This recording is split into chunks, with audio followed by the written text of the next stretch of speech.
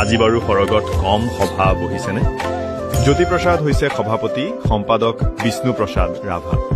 জয়ন্ত হাজৰিকাই দিছে আদৰণি ভাষণ। সৌৱা খগেন মহন্ত, অৰ্চনা মহন্তও আছে বহি নিৰলে। দেখিছো আগৰ শাৰীত প্ৰতিমা বৰুৱা বাইদেউৰ সৈতে দীপালী বৰঠাকুৰ, যদিও সভা সংগীজ্ঞৰ নীল পৱনো আছে দীপালী বাইদেউৰ সৈতে। ভিতালী বা আজি ভীষণ ব্যস্ত। জোনবাইৰ দেশলৈ জুবিন আহিছে। সৰগ সজোৱাৰ দায়িত্ব ভিতালীৰ। অৱশ্যে সহায় কৰিবলৈ লগতে আছে গায়ত্ৰীও। ভগ্নীজংকীৰ চকু আজি চলচলীয়া। এই দিনটোৰ বাবেই যেন ৰৈ আছিল তাই।